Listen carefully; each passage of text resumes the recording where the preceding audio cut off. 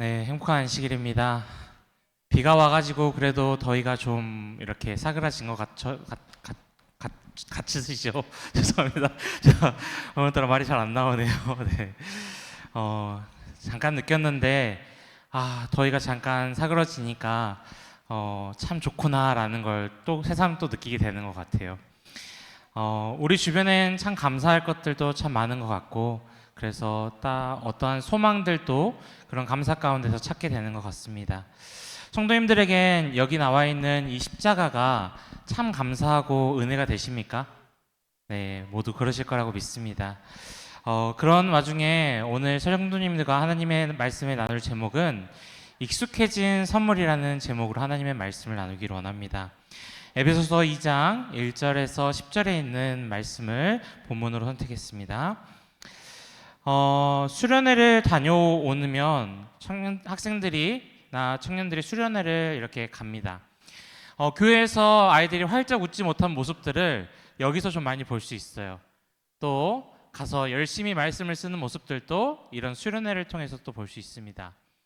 수련회를 가면 자기와 함께 신앙을 하고 있는 공동체들이 있다는 걸 생각하면서 이런 신앙 활동들을 하면서 아이들은 하나가 되는 경험들을 하기도 합니다. 그리고 밤에 뜨겁게 한 마음으로 찬양하면서 간절하게 하나님을 찾는 경험들도 해보게 되죠. 이런 신앙의 활동들을 하고 온 아이들은 한 명도 빠짐없이 대부분 와서 이렇게 얘기합니다. 전도사님, 저 이제 결심했어요.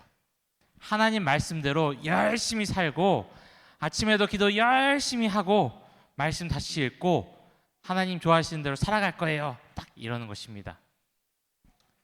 이 친구들이 왜 이렇게 얘기를 할까요? 제가 그 친구들의 얼굴 딱 봤을 때, 그리고 그 친구들이 저에게 딱 그런 얘기를 할 때 어떤 느낌이 드냐면, 이 친구 진심이구나 하는 마음이 딱 들어요. 네, 성도님들, 3주가 지나면 어떻게 될까요? 3주가 지나면 어떻게 돼요? 원래대로 돌아가요? 집사님 믿음이 좀 없으신데요. 네, 대부분 다 원래대로 돌아갑니다. 그러면서 교회에 터덜터덜 나오면서 하는 얘기가 뭐냐면, 전도사님, 그 선지자학교 때는 참 은혜를 많이 받았는데 이상하게 요즘에는 은혜를 많이 받지 못해요. 이렇게 얘기하는 것이에요. 성도님들이 이 말이 낯설게 들리시나요? 아니면 자주 들어보셨나요? 저는 이 말을 참 많이 듣습니다. 그리고 저 자신도 종종 이런 말을 하기도 해요. 우리는 똑같은 예배당에 앉아 있습니다. 그리고 똑같은 찬송을 부릅니다. 그런데 어느 날은 그 찬양의 그 찬미의 그 한 소절이 내 마음을 그렇게 울리는 그 한 구절이 딱 있을 때가 있습니다. 그런데 또 어떤 날은 찬양하러 딱 앉아서 찬양을 하는데 아무런 느낌이 들지 않을 때도 있어요. 그런 적 있으십니까? 없으시길 바랍니다. 네. 그리고 또 목사님이 이렇게 단에서 설교를 하는데 어떤 날엔 목사님의 말씀이 너무 막 은혜가 있어요. 내 마음을 다시 불타게 하는 것 같은 그런 막 마음을 주기도 합니다. 근데 어떤 날에는 목사님의 말씀이 언제 끝나나 이렇게 시계만 보는 것입니다. 그래서 우리는 이렇게 얘기하죠. 오늘 은혜를 많이 받았다. 오늘은 왜 은혜를 받지 못했지? 라는 이 두 가지의 감정을 경험할 때가 있습니다. 근데 오늘 저희가 이 자리에서 이 질문을 가지고 한번 생각해 보면 좋겠습니다. 은혜는 왔다가 가는 것일까? 아니면 계속 나랑 함께 있는 것일까? 하는 것에 대해서 고민해 보면 좋겠어요.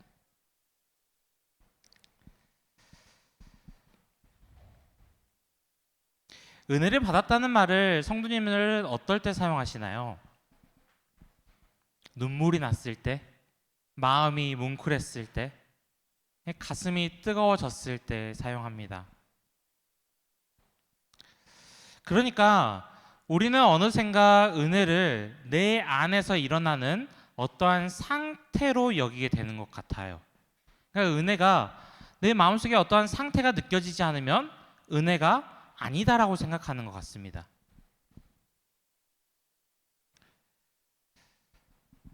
그리고 그렇게 느낀 그 은혜의 온도대로 은혜였다, 은혜가 아니었다라고 가늠하고 있는 것은 아닌지 잘 모르겠어요. 사람에게는 감정이라는 것이 있습니다. 감정은요, 반드시 식는다고 하더라고요. 제가 결혼한 지 얼마 안 됐는데 한 집사님이 제게 와서 이런 얘기를 하셨습니다. 신혼 1년이면 끝나요, 전도사님. 잘하세요, 이러시는 겁니다. 네, 잘하겠습니다. 제가 잘못하면 저희 아내에게 한번 물어보십시오. 네, 열심히 해보도록 하겠습니다. 근데 1년 뒤에도 이 사랑이 식을까 하는 생각이 들었어요. 근데 저는 아직은 식지는 않았습니다. 한 20년이 되면 뭐 어쩔지 모르겠지만, 뭐 다들 고개를 끄덕거리시고 미소를 많이 지으시는 거 보니까 제 말이 사실인 것 같긴 봅니다. 그래서 사람이란 마음은 원래 그렇게 지어져 있습니다. 기쁠 때도 있고, 슬플 때도 있고, 시무룩할 때도 있고, 서운할 때도 있고, 화가 날 때도 있고, 뜨뜻미지근할 때도 있는 것 같습니다. 근데 이 감정들이 계속 유지가 되나요? 아니면 기뻤다가 미지근했다가 슬펐다가 이렇게 되나요? 다 이렇게 기분은 계속 변화되는 것 같아요. 그래서 이 감정은 잘못된 것이 아니라 자연스러운 현상입니다, 성도님들. 근데 우리가 받은 그 은혜를 감정으로 여겨 놓으면 어떻게 되냐면은, 은혜를 감정으로 여겨 놓게 되는 순간 어떻게 되냐면은, 감정이 식는 순간 모두 같이 식는 거예요. 은혜도 같이 식어버리게 되는 것입니다. 그래서 우리가 알아야 될 것은, 은혜는 감정처럼 느껴지지만, 감정으로 가장 크게 느껴지는 것 같지만, 은혜는 감정이 아닐 수도 있다라는 생각을 갖는 것이 중요한 것 같습니다. 제가 이 은혜를 막 쫓아보려고 생각을 해봤어요. 그랬더니 두 가지 방향으로 튀더라고요, 사람이. 첫 번째는 언제 튀게 되냐면은, 은혜가 감정처럼 여겨질 때, 은혜가 탁 시그러지면 다시 뜨거워져야겠다라는 욕심이 생기게 됩니다. 그러면 어떻게 되냐면, 더 은혜로운 집회를 찾아다니려고 하고, 더 감동적인 찬양을 찾아다니려고 하고, 더 말씀을 잘한다는 목회자를 찾아다니게 되더라고요. 그럼 어떻게 될까요, 성도님들? 거기에서 또 은혜가 쫙 식으면 또 더 뜨거운 예배, 또 더 뜨거운 거, 더 뜨거운 거, 그거 쫓아다니다가 사람이 불타서 없어져 버릴 것 같더라고요. 또 하나의 방향성은 무엇이냐면, 은혜가 이렇게 사그러든 것에 대한 나 자신을 자책해 본 적이 있었습니다. 은혜가 시그러진 게 내가 무엇인가 잘못했나? 내가 신앙을 뭔가 잘못하고 있나? 나의 믿음이 식어버렸나? 하면서 은혜를 다시 받으려고 내 자격을 스스로 막 만들려고 노력해 본 적이 있었습니다. 그래서 은혜를 감정으로 여겼을 때는 이 두 가지의 어려움이 당하게 되는 것 같아요. 풀리지 않는 띠 속에서 계속 맴돌게 되는 것 같습니다.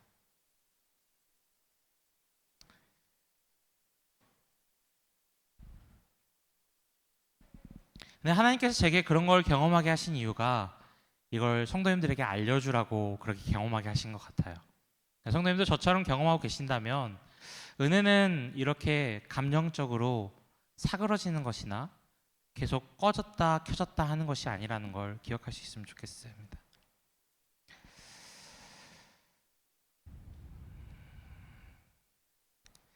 내 상태가 하나님의 은혜를 바꾸지 못하는 것은 아닐까 하는 생각들에 어느새 잡히게 되었어요.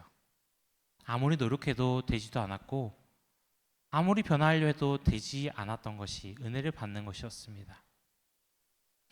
헌금도 없는 형편에 막 많이 내봤어요, 은혜를 받아보려고.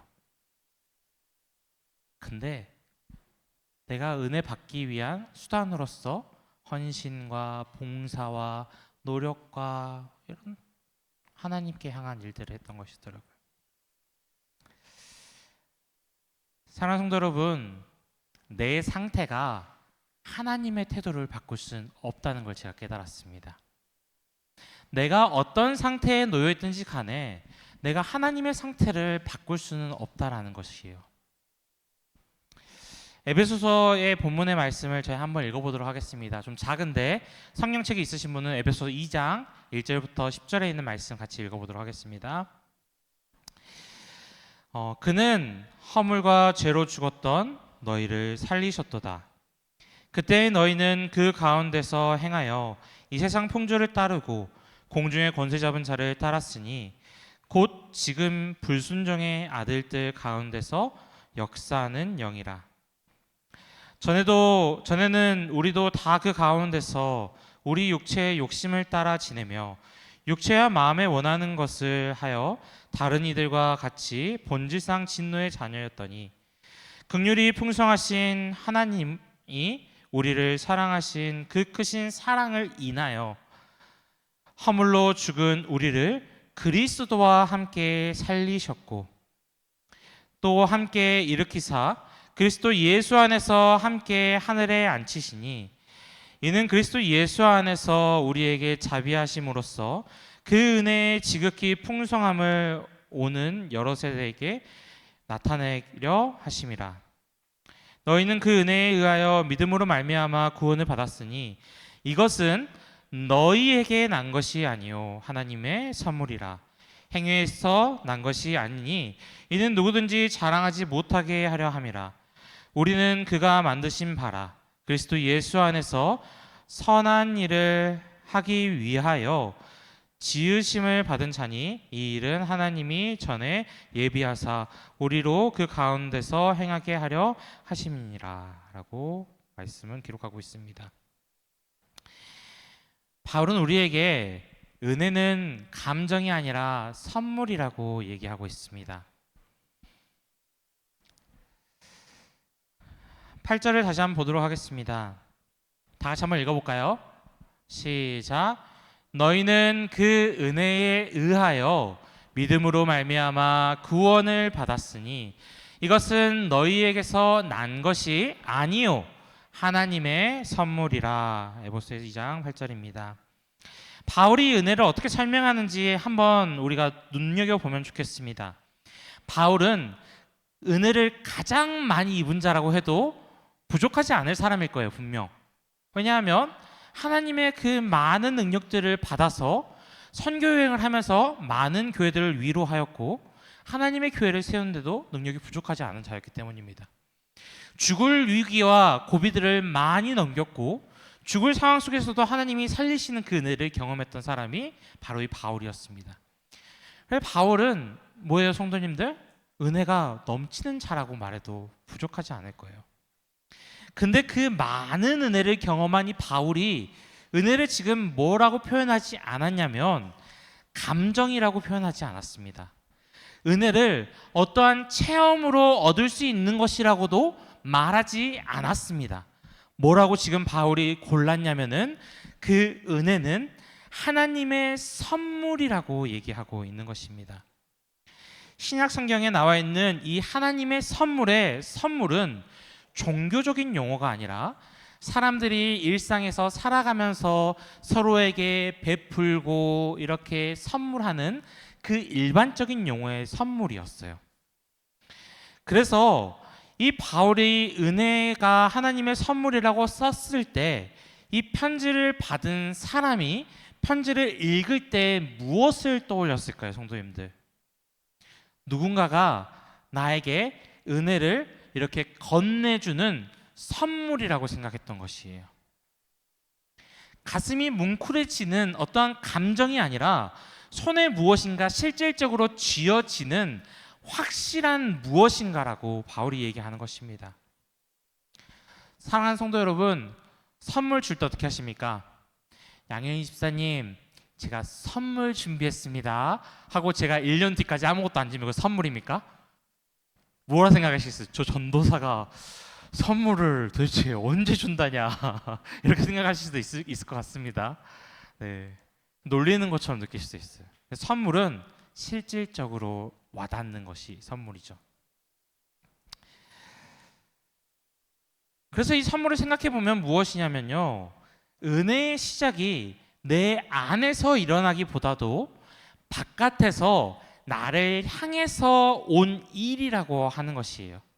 만약 그 은혜가 선물이라고 한다면 그 은혜가 내 안에서 찾아지는 것이 아니라 내 밖의 다른 존재로서부터 내게 주어지는 선물, 실질적인 것이라고 하는 것입니다.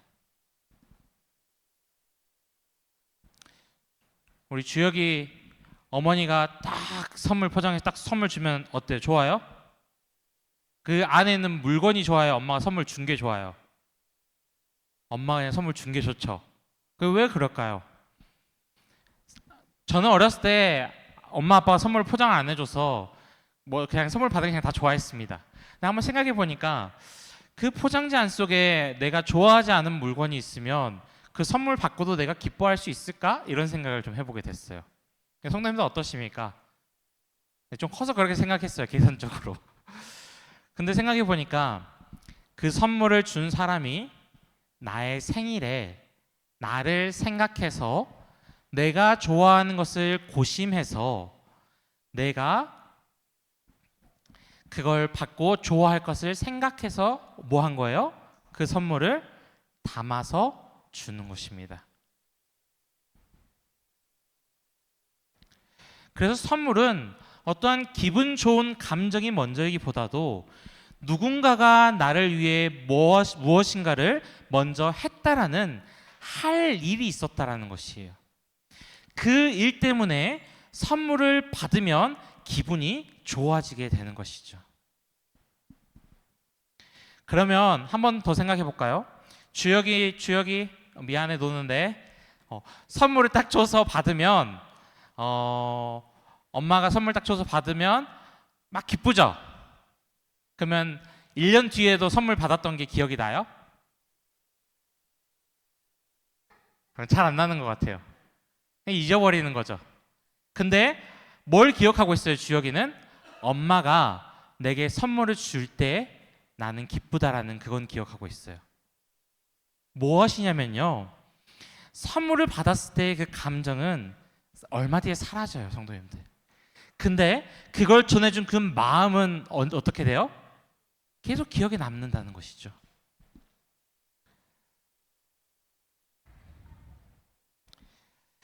사랑하는 성도 여러분, 한 가지 기억할 수 있으셨으면 좋겠어요.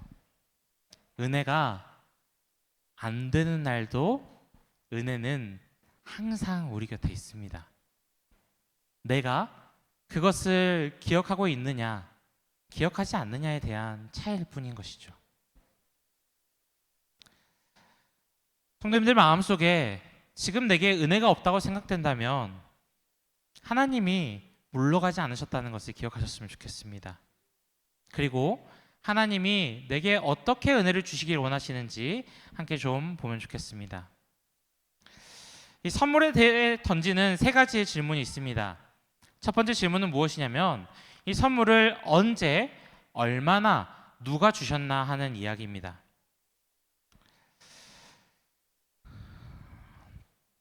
선물을 받으면 우린 자연스럽게 궁금해지죠. 이 선물을 언제부터 준비했을까? 얼마나 큰 것일까? 이 선물을 준 사람은 어떤 존재인가? 이런 생각이 듭니다. 도대체 하나님은 이 선물을 언제 주셨을까요? 본문에 보면 이 1절과 5절에 이렇게 기록합니다.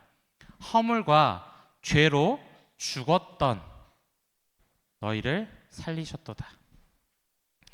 허물로 죽은 우리를 그리스도와 함께 살리셨고 라고 얘기를 해요. 사랑하는 성도 여러분, 죽은 사람이 할 수 있는 일이 있습니까? 없습니까? 없어요. 부탁도 못하고 손 내밀지도 못하고 고맙다고 말도 못합니다. 그런데 바로 그때 하나님이 이미 주시기로 하셨다는 것이에요. 우리가 기도하기도 전에, 우리가 교회에 나오기도 전에, 하나님이 계신지 알기도 전부터 하나님이 준비하셨다라는 것입니다. 태어나실 때 어머니 아버지께 내 이름 이렇게 지어주세요라고 부탁하시는 분 계실까요? 없으실까요? 응애 하면서 엄마 내 이름 민영이 이렇게 해달라고 하신 분 없으세요? 그런 사람 한 사람도 없습니다. 우리의 이름은 어머니 아버지가 태어나기 전부터 뭐해요? 지어주는 거죠. 그것과 마찬가지로 하나님의 이 선물은 우리에게 우리가 태어나기 전부터, 우리가 그분을 알기 전부터 그분이 우리를 미리 아셨고 우리를 위해 미리 준비하셨다라는 것입니다. 사랑은 그래서 본래 이렇게 앞서가 있는 것이 사랑이에요, 성도님들. 그렇다면 하나님이 얼마나 주셨을까요? 4절과 7절에 있는 말씀 좀 보겠습니다. 긍휼이 풍성하신 하나님이 우리를 사랑하신 그 큰 사랑을 인하여 그 은혜의 지극히 풍성함을 오는 여러 세대에게 나타내려 하려 하심이라 라고 얘기합니다. 풍성하고 크고 지극히 풍성한. 바울은 계속 말을 이렇게 쌓아 올리고 있어요. 긍휼하시고 크신 사랑으로, 그리고 그 지극히 풍성함으로 계속 말이 쌓이는 것이에요. 왜 그랬을까요, 성도님들? 성도님들 너무 감사하면요, 감사한 마음을 한마디로 표현하기 어려울 때가 있어요. 그래서 막 감사합니다 하지만 뭔가 계속 더 말하고 싶은 거예요. 왜요? 마음속에는 그 감사합니다라는 말 한마디로는 그 감사한 마음이 부족하기 때문에 그 감사한 마음을 계속 감사해야 하는 것입니다. 감사합니다. 이렇게 해줘서 그래서 감사했던 것 같습니다. 말을 더 붙이는 것입니다. 바울이 이렇게 하나님의 그 사랑을 이렇게 층을 쌓아 올리는 이유는 무엇이냐면 한마디로 하나님의 사랑을 다 표현하기 힘들어서였어요. 하나님의 그 크신 은혜를 한마디로 다 형용할 수가 없기 때문이었어요.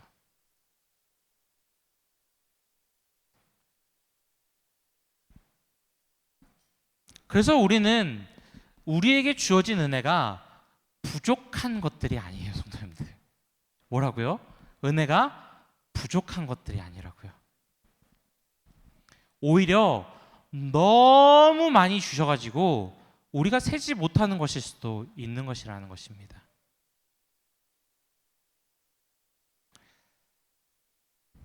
이 은혜는 누가 주셨는지 성경은 이렇게 얘기합니다. 1절부터 3절까지는 우리에게 우리가 어떤 존재였는지에 대해서 얘기하고 있어요. 읽어보시면 어떻습니까, 성도님들? 파란색 글씨만 읽어보시면 저주 아래 있던 사람들이었고 죄에서 헤어나오지 못할 영원한 파멸을 코앞에 두고 있던 사람들이었고 세상 사람들과 마찬가지로 세속적인 풍속에 젖어 살았던 사람들이었고 공중에 다스리는 세력자인 사단에게 붙잡혀서 그대로 따라 사는 사람들이었고 우리의 욕망, 약한 생각이 이끌어가는 대로 우리가 악한 일을 저질렀던 사람들이었습니다. 다른 사람들과 마찬가지로 하나님의 진노를 면치 못할 자가 우리였습니다. 그런데 4절에 바울이 이렇게 우리의 인생을 층층이 쌓아가면서 누가 우리를 구원해 줬는지에 대해서 이렇게 얘기합니다. 그러나 더없이 자비로운 하나님께서라고 얘기하고 있어요. 다 빼볼게요. 그러면 앞에 이 하나님에 대해서 묘사하는 것들. 그러나 하나님께서라고 얘기하고 있는 것이에요.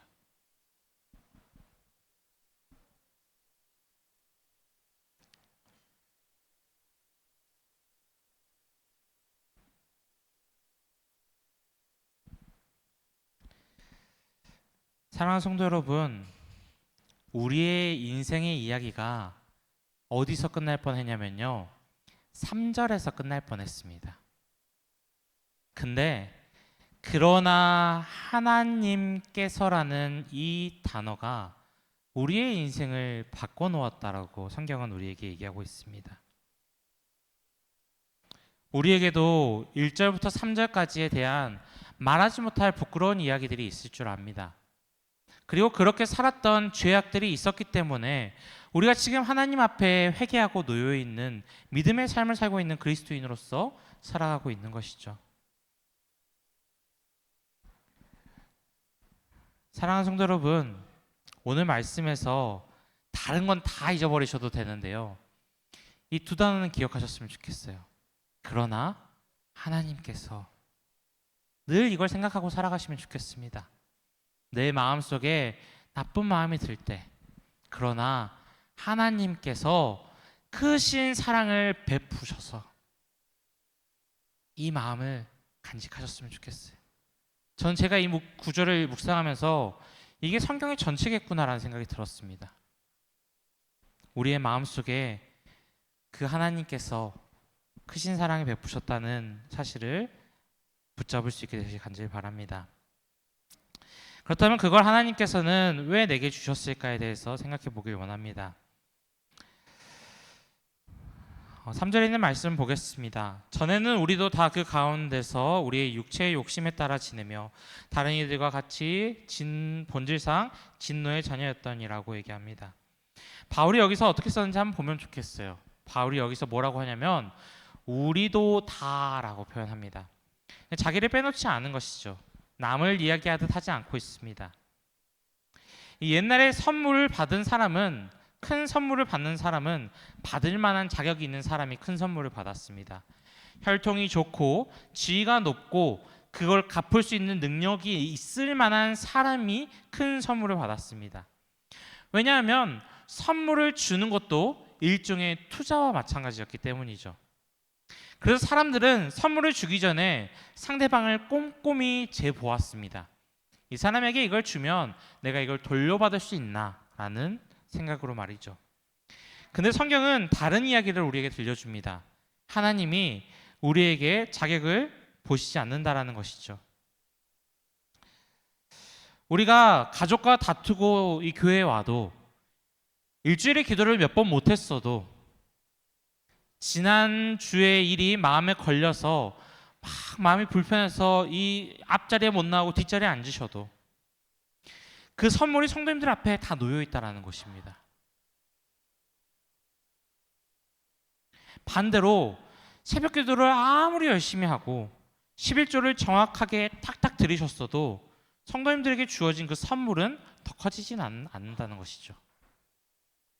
조금 섭섭하게 들리실 수도 있을 것 같아요.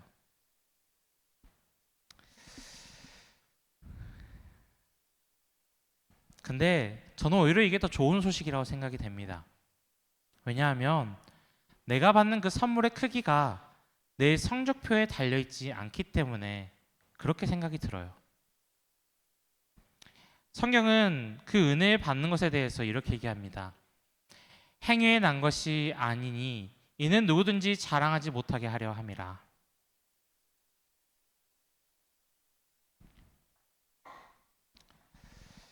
이 말씀을 하고 있는 사람이 누굴까요, 성도님들? 바울이에요.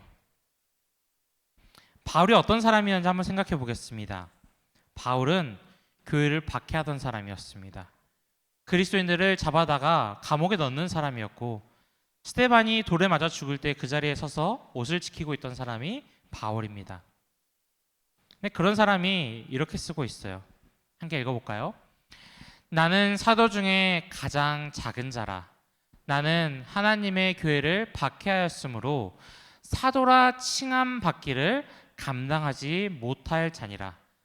그러나 내가 나된 것은 뭐로 되었다 그래요? 함께 읽어보겠습니다. 시작. 하나님의 은혜로 된 것이니 라고 얘기하고 있어요.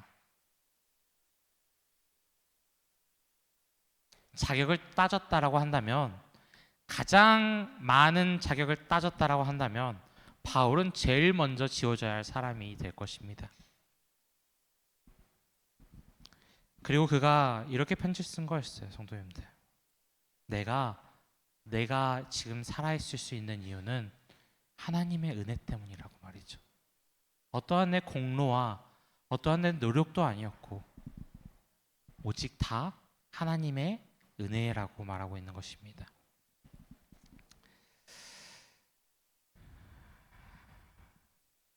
하나님은 지금도 여전히 바울에게 하셨던 것처럼 우리에게도 똑같이 하고 계신다는 사실을 기억하셨으면 좋겠습니다.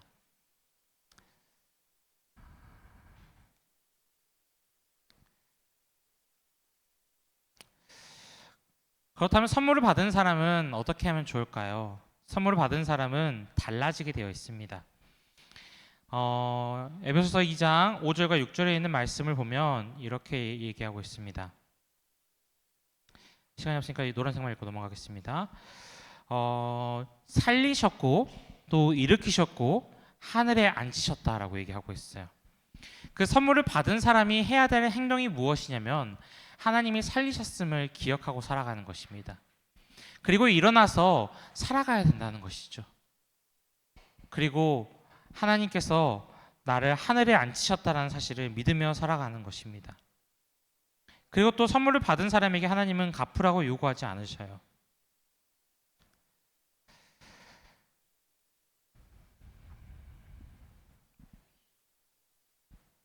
하나님은 우리에게 갚으라고 하는 것이 아니라 선한 일을 하기 위하여 지음을 받은 자로서 살아가라고 얘기하고 있습니다. 이 말은 무엇이냐면 우리가 무엇인가를 받으면 갚아야 된다라고 생각합니다. 제가 대학생 때 제일 많이 했던 일이 무엇이었냐면은 후배들 밥 사주는 일을 했습니다. 그 후배들이 좋아했을까요? 안 좋아했을까요? 너무 좋아했습니다. 그러면 애들이 뭐라고 하냐면 형, 제가 다음에는 형 밥 사줄게요 이렇게 하는 것이에요. 근데 제가 나한테 하지 말고 너도 네 후배에게 해라 딱 이렇게 얘기했죠. 뭐 있습니까?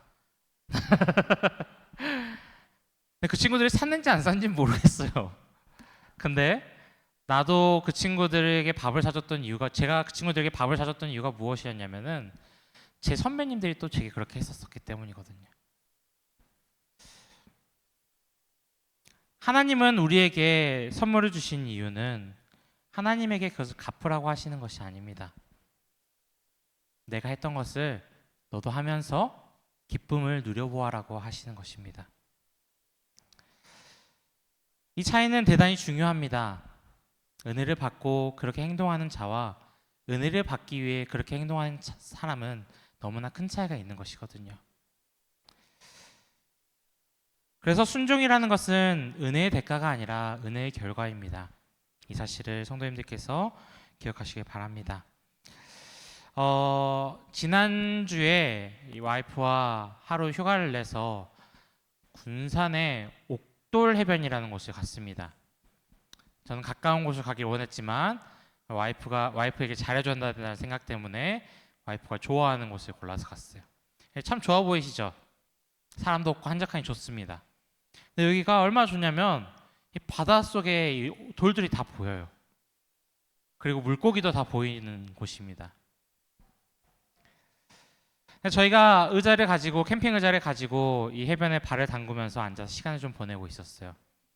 그래서 저희 오른편에는 가족 한 팀이 와서 아이 2명과 엄마 아빠가 튜브로 가지고 물고기도 잡고 막 노는 걸 보고 있었어요. 아빠가 아이를 막 번쩍 들어서 막 물에서 막 놀아주기도 하고 막 같이 헤엄치면서 시간을 보내는 것이 제 눈에는 너무나 보기 좋았습니다. 근데 한참 놀다 보니까 이 부모님이 지쳤나 봐요. 그러더니 두 분이 잠깐 쉬려고 물 밖으로 나오셨어요. 근데 이 해변이 좀 위험한 게 뭐냐면 물이 빠지면 이 경사가 이렇게 있습니다. 근데 물이 차면 금방 이렇게 들여차고 이렇게 물놀이 하다 보면 갑자기 발이 안 닿는 구간이 너무나 많아서 위험했어요. 다행히 아이들이 구명조끼를 하고 있었습니다. 근데 아이들이 부모님이 올라가시는 걸 못 보고 막 신나게 놀고 있었던 거예요. 그러다가 막내로 보였던 제일 어렸던 아이가 고개를 딱 들고 부모님을 찾아봤습니다. 근데 엄마가 물 밖에서 누워 있는 것을 아이가 봐서 아이가 엄마 저기 있네 이런 표정으로 있더라고요. 근데 아빠가 보이지 않으니까 얘가 이렇게 두리번대면서 뭐 하고 있었냐면은 아빠를 찾는 것이에요. 아빠가 안 보이니까 이 아이가 어떡하겠어요? 아빠! 아빠! 아빠 어딨어? 막 이러는 거예요. 근데 이 소리에 주변에 아무도 반응을 하지 않는 것입니다.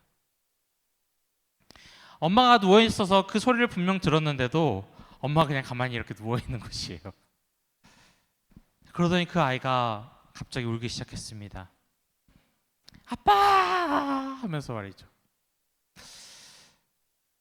제가 볼 때 그 아이가 생각이 왜 울고 있을까 생각해 보니까 아빠가 물에 빠졌구나라는 생각을 했던 것 같아요. 조금 전까지 자기가 물속에서 놀고 있던 아빠가 갑자기 보이지 않으니까 이 아이의 머릿속에서는 한 가지 결론밖에 없었던 것입니다. 아빠가 물에 빠졌다는 것. 아빠가 위험하다는 것. 그래서 소리를 치면서 막 사람들이 그것을 쳐다보기 시작했어요. 그러니까 어머니가 사람들의 이목이 집중되다 보니까 어머니가 딱 누워서 일어나더니 아빠 똥 싸러 갔어! 이러시는 것입니다. 그 순간 그 아이의 울음이 어떻게 됐을까요, 성도님들?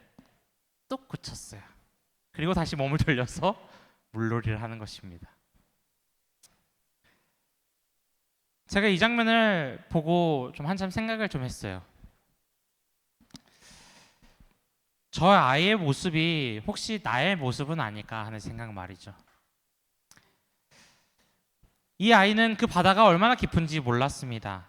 몇 걸음만 나가면 발이 닿지 않는다는 것도 몰랐죠. 그 아이가 안전할 수 있었던 이유는 무엇이었냐면은 그 아이가 수영을 잘해서가 아니었습니다. 그 아이를 지켜보는 눈이 있었기 때문이었죠. 저도 그 부모들이 다 아이들을 물 안에다 놔두고 가니까 제가 그 아이들을 계속 유심히 지켜보고 있었습니다. 왜 지켜보고 있었는지 아십니까? 아이가 혹시 위험하면 내가 배운 수영을 가지고 구해주려고. 그래서 제가 이 얘기를 똑같이 친구한테 해줬더니 친구가 뭐라 하냐면은 민영아 내가 너 수영 실력을 아는데 불가능해 이러더라고. 이 아이는 자기가 지켜지고 있다라는 생각을 한 번도 의식해 본 적이 없었던 것이었어요. 그저 놀았던 것이었죠. 사랑하는 성도 여러분, 오늘 우리가 이 자리에 앉아 있는 것은 우리가 잘해서만 앉아 있는 것은 아닙니다. 누군가가 우리를 이곳에 데려와 준 것이죠.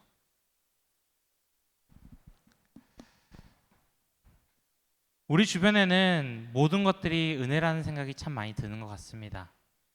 사소한 것 하나도 다 생각해 보면 은혜가 되는 것들입니다.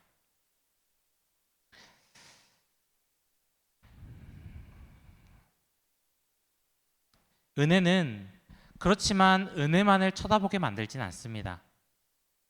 이것이 은혜라는 것을 알려주고 인지시켜주고 난 다음에 더 이상 걱정하지 않게 하는 것이 은혜의 역할이기도 하죠.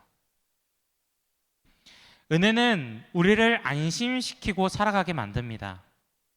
살리시고 일으키시고 앉히십니다. 그리고 우리를 내보내십니다. 놀게 하시고 일하게 하시고. 그래서 어쩌면 매 순간 은혜를 느끼지 못하는 것도 잘못은 아닐지도 모르겠어요. 오히려 자연스러운 것이죠. 그러면 조심해야 될 것은 어디일까요? 아까 전에 이 아이가 물놀이를 하다가 언젠가는 크게 될 거예요. 그리고 나서 그 바닷가에서 잘 놀았다라고 얘기도 할 것이고 자기가 수영을 잘했다라고 얘기도 할 수 있을 것입니다. 근데 어떠한 사실을 잊는 것이 문제가 되는 것이 아니라 그 잊어버린 그 자리를 무엇으로 채워버렸느냐가 중요한 것 같아요. 이 아이가 나중에 커서 물놀이에 대해서 자기가 물놀이를 잘해서 그곳에서 즐거웠다라고 한다면 그것은 자기의 공로를 채웠던 것이겠죠. 그렇지만 그 자리에 엄마와 아빠와 함께 있었기 때문에 내가 잘 놀았다라고 얘기한다고 한다면 그것은 올바르게 표현한 것일 수도 있습니다.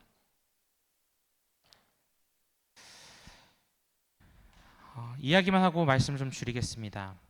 코로나 기간 때 참 많이 힘드셨죠. 예배도 드리지도 못하는 우리의 상황들을 우리가 마주했었습니다. 근데 그때 한 가지 찬양이 있었습니다. 송경민 씨가 만든 은혜라는 찬양이었죠. 코로나 기간에 내가 누려왔던 모든 것들이, 그리고 내가 지나왔던 모든 순간들이, 내가 걸어왔던 모든 순간이 당연한 것이 아니라 은혜였다는 사실을 깨달았던 것입니다. 그러면서 모든 것을 둘러보니까 아침 해가 뜨고 또 저녁에 그 노을, 봄의 꽃향기와 그 가을의 열매, 변하는 계절의 모든 순간들이 당연한 것들이 아니라 내게 기쁨을 주는, 내게 안도와 위안을 주는, 내게 행복과 평안을 주는 은혜였다라는 사실을 고백합니다. 그러면서 내 삶에 당연한 것이 한 가지도 없었다는 것이 발견하기도 합니다. 어린아이 시절부터 지금까지 숨을 쉬고 살며 꿈을 꾸는 모든 사람들이 내가 하나님의 자녀로 살며 오늘 찬양하고 예배하고 복음을 전할 수 있는 것들이 당연한 것들이 아니라 은혜였다라고 고백했습니다. 사랑하는 성도 여러분, 이처럼 은혜는 우리 주변에는 너무 많아서 익숙해서 느끼지 못할지도 모르겠어요. 그렇지만 때로는 이 은혜라는 것을 불러보고 내 주변에 은혜가 얼마나 많은지 한번 되돌아보셨으면 좋겠습니다. 그리고 그로 인해서 하나님께 짧은 순간 감사하고 기뻐할 수 있는 시간들을 보낼 수 있으시면 좋겠습니다. 사랑하는 성도 여러분, 은혜는 감정이 아닙니다. 예수 그리스도께서 우리에게 오신 그것은 은혜였습니다. 그 십자가에 달려서서 돌아가신 그 사건은 우리에게 은혜였습니다. 사랑하는 성도 여러분, 주님 앞에서 우리가 은혜를 고백할 수 있게 되길 간절히 소망하겠습니다. 그리고 이 하나님께서 주시는 그 선물을 받아본 적이 없다고 생각되시는 분들은 오늘 받으셨으면 좋겠습니다. 자격을 갖추고 나오는 것이 아니고 그저 손을 내밀면 되는 것입니다. 그것이 오늘 우리가 함께 나눈 이야기의 전부입니다. 하나님은 자격을 보지 않으십니다. 하나님이 우리를 선한 일을 위해 만드셨다는 것을 기억하면서 성도님들께서도 은혜를 나눌 수 있는 그러한 삶을 살아갈 수 있게 되길 바라며 말씀을 줄이겠습니다. 은혜로우신 하늘 아버지, 우리에게 많은 은혜를 주셔서 감사합니다. 우리에게 주어진 이 은혜들이 느껴지지 않을 때 은혜를 돌이켜볼 수 있게 하여 주시옵고, 우리가 이렇게 은혜 가운데 있을 수 있는 이유도 우리의 실력이 아닌 하나님이 함께하고 계심이라는 것을 기억할 수 있도록 아버지 인도하여 주시옵소서. 우리에게 은혜가 느껴지지 않는 날에도 언제나 그 은혜가 함께 있음을 알게 하시고, 감격이 사라진 날에도 십자가가 그대로 있음을 기억할 수 있게 아버지 인도하여 주시옵소서. 은혜가 느껴지지 않아 손을 처음 내미는 그 사람에게도 아버지 그 은혜를 경험할 수 있게 하여 주시옵소서.